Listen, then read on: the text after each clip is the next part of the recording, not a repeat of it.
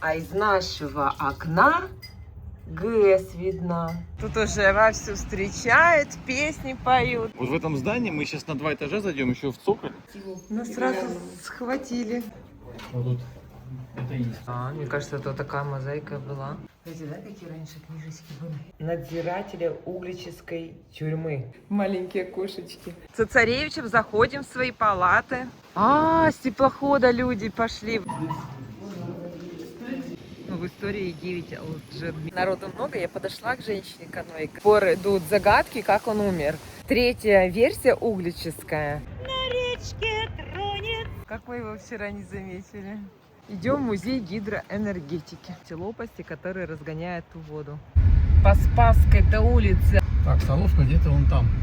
Ой, уже как вкусно пахнет. Это четырехпалубный, круизный. Длина его 110 метров. Он является единственным в России. Фото и видеосъемка оплачиваются дополнительно. Сколько интересно?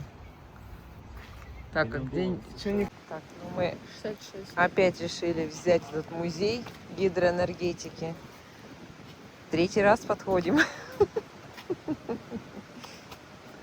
Надеюсь, удастся. Представляете? Вот мы взяли нас 3 человек, и еще только 2, и все, больше никого не берут, потому что, говорят, народу тьма. А, говорит, утром, которое на 11 часов было, там, говорит, еле группу набрали. А куда нам идти?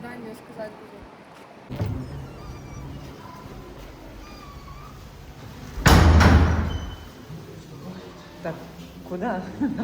Примкнуть. Красиво.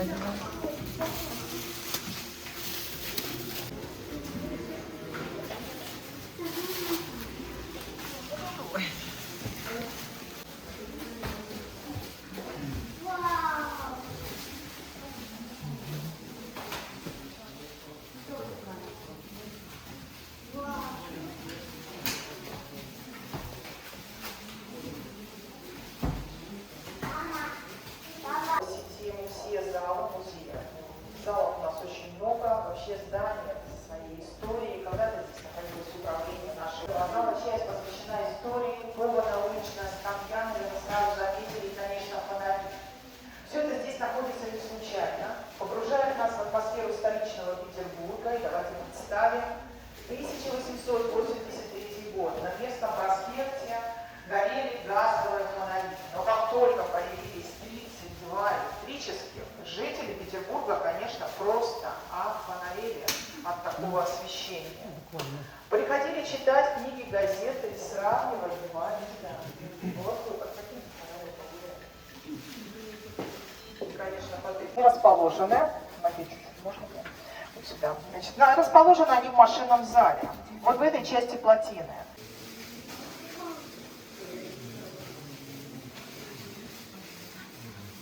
Располагается так, чтобы просто было видно как. Перенесемся на 100 лет назад. В 1935 году было принято решение построить на Волге ГЭС. Причин было много, но выделяли 2 основные. Необходимо было Волгу сделать крупной глубоководной рекой. Москва тоже нуждалась в электричестве. Но вы знаете, Волга выглядела совсем иначе, не так, как мы ее привыкли видеть. Опоздал на работу несколько раз, наказали. За тунеядство тоже наказывали. Помимо бытовиков, политические деятели встречались. Ну и знаете, саботажников было, конечно, не так много, всего лишь 1%, потому что задача была построить сложный механизм. Но условия были суровые, питание небогатым. Давайте рассмотрим его детально. Проходите, во втором кубе оно представлено в воздухе. Все остальные были одеты в более легкую обувь. Когда жителям сообщили новость, конечно, их начали переселять. Они разбирали свои дома, касаемо деревянных. Каменные постройки надо было просто взорвать. Деревянные разбирали, переправляли на новое место жительства. Время было. Время у них было, но дело в том, что это очень сложный шаг для каждого коренного жителя, поэтому не все готовы были его совершить. Не все готовы были переехать и переселиться. Но кто не готов был, путь был только один. Те люди попадали на стройки, в колонии. Да, это было сложное время, но тем не менее, нашу ЖЭС построили, она отметила в прошлом году свой юбилей, в этом году. И располагались, юные гости могут на хорошем стать. Обалдеть.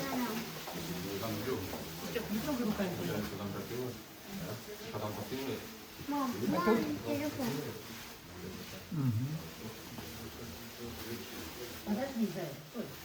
Ой, зрительный зал.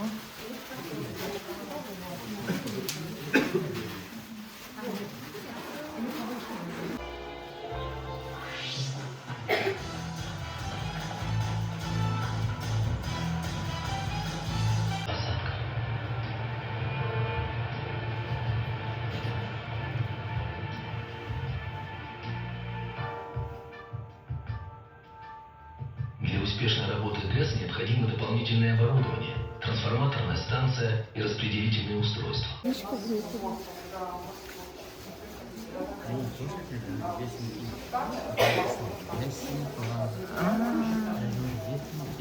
Ясный план, покорей за дело, строить Родина велела. Надо прогуляться. Это правильно, стимула нет. Поэтому тянет на родину. Чтобы такого даже не возникало, да, руководство приходит к выводу, что надо что-то менять. Пригласили девчонок, и все, проблема сама собой решилась. А отправляют за девчонками Алексея Медведя. Да, вот такая фамилия у него, да. Она говорит сама за себя. Просто зверь. Он отправляется в Горьковскую область, привозит 171 девчонку. И, естественно, здесь начинается уже другая жизнь. Вы представляете, какой это был праздник? Целый поезд девчонок. Как только они прибыли, все мужчины стоят и ждут их с цветами, на руках выносят. Это просто праздник был, конечно. Нашу Шушинскую ГЭС ушло 9 миллионов кубометров. Вы только представьте. Этого бы хватило на дорогу от Владивостока до Москвы. Да, это, конечно, мощь нашей страны. Да. Ну и, конечно, посмотрите, пофотографируйте самый дальше. Курейская ГЭС, к ней тоже можно подойти. Мощная станция Дальнего Востока.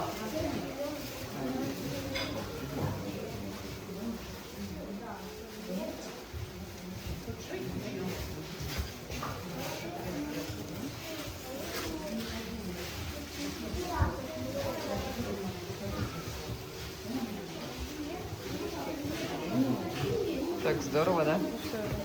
Это вот из чего сделано. Вот из этого материала.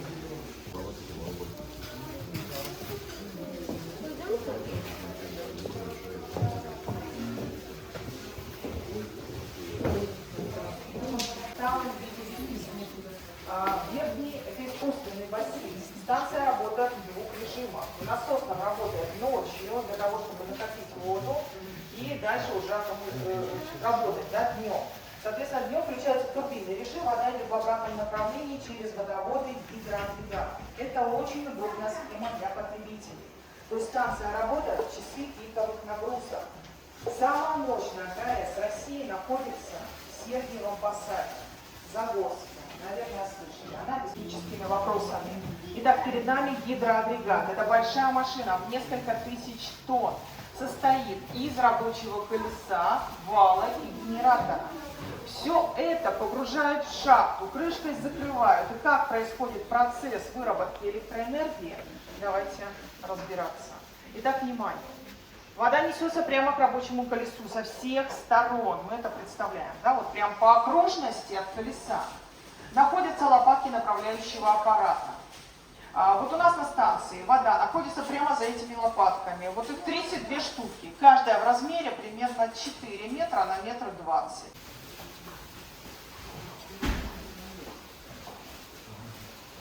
Потому что рыба, правильно? Она же попала в работу гидроагрегата, а мы видели, какой он большой. Рыба-то через какой-то рацион проходит, поэтому, конечно, немножко глушеная выходит сюда. Но, тем не менее, видите, она пока отходит, чайки уже ликуют, радуются. Чайки есть, станция работает, все идет по плану. Большая полноводная, да, большая полноводная река. Да, вы знаете, я вам хочу сейчас показать одну из новых станций в следующем зале. Она нас ждет, которая появилась у нас на территории России совсем недавно. Уважаемые гости, перед нами на макете одна из новых станций Усть-Редиканская ГЭС, река Колыма, Магаданская область.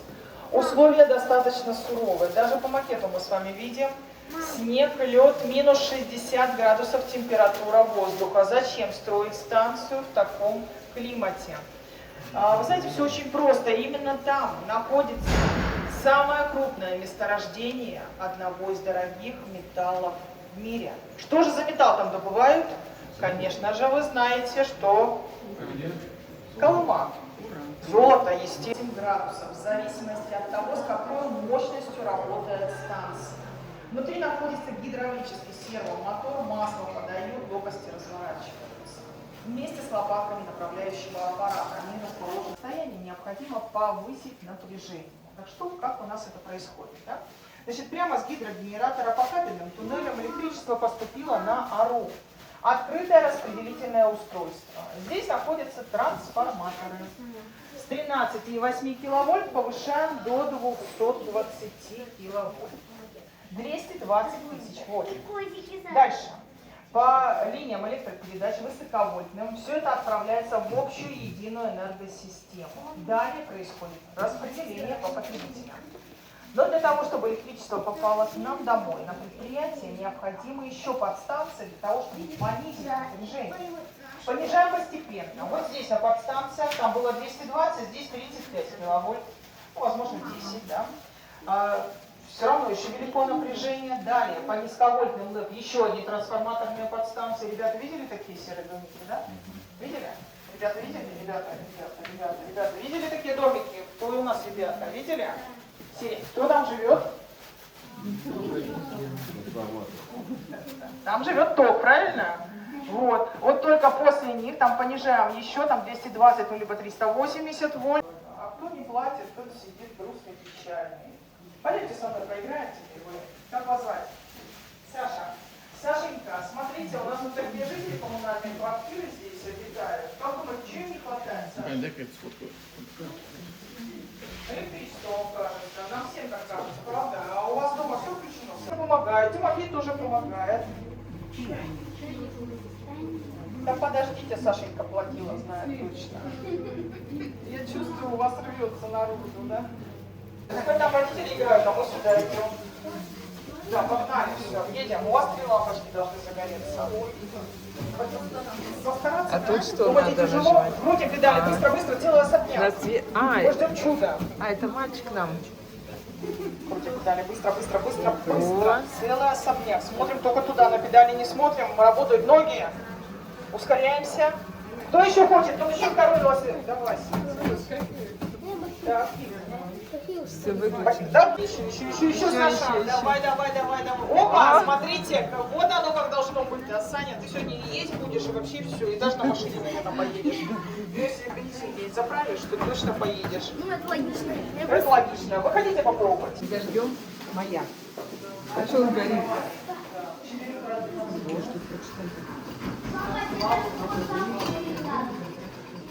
Аж лестницу видели, да?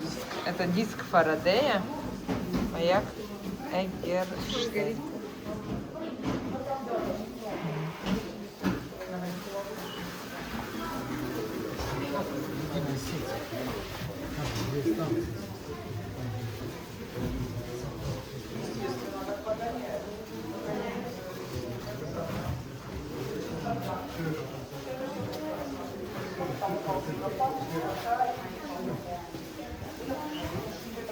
Совсем иначе.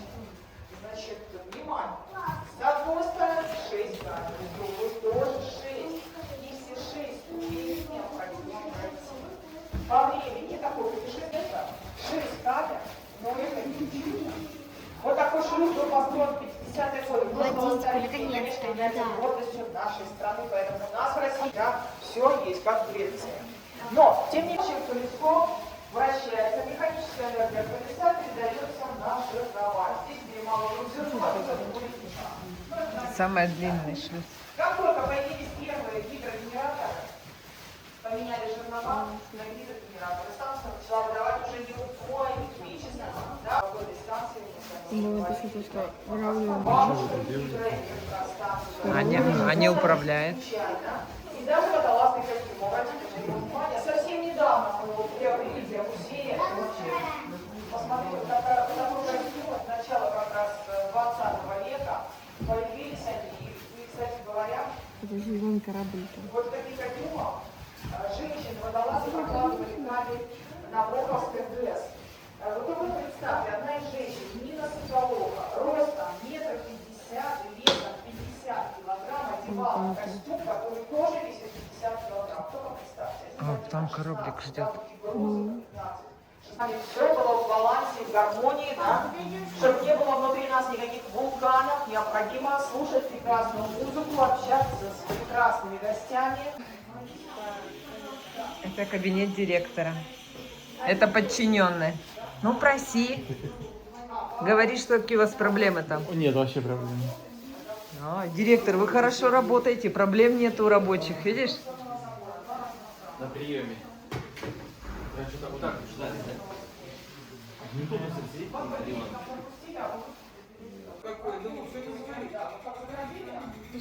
У вас тоже какие-то проблемы? Директор сейчас все решит. Что у вас там? Да вот это, хотелось бы тоже директором побыть. Сменяем, пожалуйста, да. Вот они вот здесь, вот тут вот их две турбины, они стоят внизу. Внизу 25 метров, а сверху 45 вот этом. Понятно.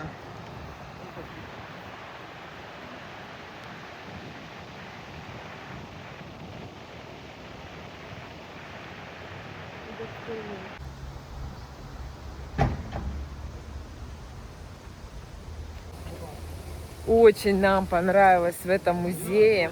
Такой экскурсовод, так интересно программу преподнес. Вообще класс. Ирина зовут. Водяной насосный агрегат 40-й. Ну вот, когда Ленин сказал сделать за 11 месяцев, они сделали за 5.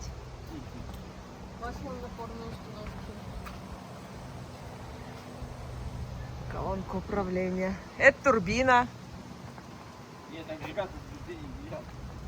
Ага.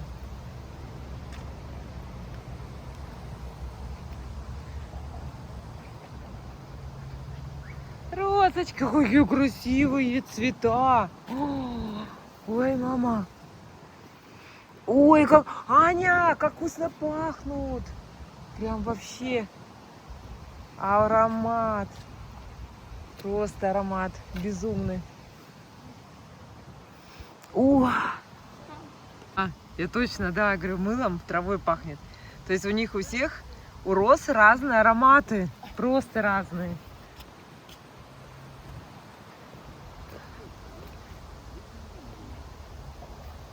А желтый чем? Цветами. Ой, да. Ну, плохо пахнет. Ну, в смысле слабо.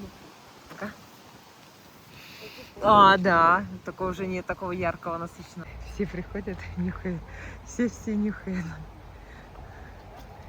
Мужчины в технике, женщины в розах. 2 тонны. Нам сказали под лопастями постоять и прочувствовать мощь. Вау. Вау. Знаешь, она крутила 70 лет. Да. Все под водой. Обалдеть.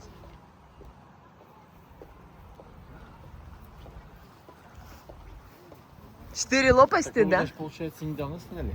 Да, не Если знаю. в 40-м году запустили. В 40-м запустили, да? Угу. В 10-м году их сняли. Ой, в 10-м году их сняли. Да. Представляешь? Да, 4 лопасти. Сейчас поставили 5 лопастей.